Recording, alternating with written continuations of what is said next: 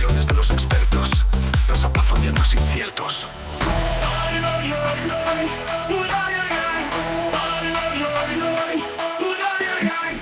Tú te triste trabajador, que fuiste condenado a permanecer en el suelo, pisoteado. No se importa lo que haya pasado, el pueblo esclavizado no se levanta.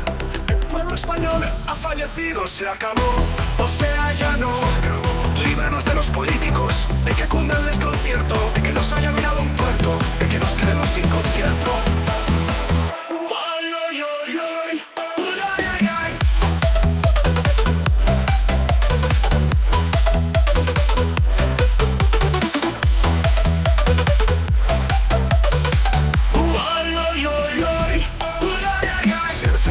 En el mundo, el pueblo no sabe quién es. Por eso yo digo alejaros lo máximo posible de una sociedad que ya ha muerto. Esto es lo que mola. Cada pueblo oprimido en el mundo tiene una realidad diferente y la misma lucha. Ustedes políticos de este mundo nos habéis robado todo. No hay vida en el tercer mundo porque nos habéis asfixiado. Ni siquiera tenemos aire.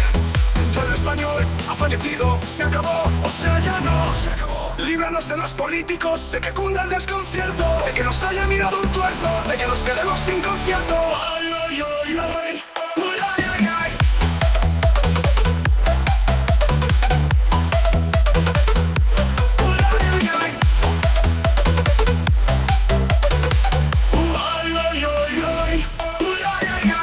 Que todo un pueblo que olvida no puede soñar. ¿Cómo vamos a vencer? A trabajar y a repartir sonrisas. El Estado controla todo. El gobierno son los narcotraficantes. Acabemos con ellos ya, para que no nos vuelvan a engañar. El pueblo español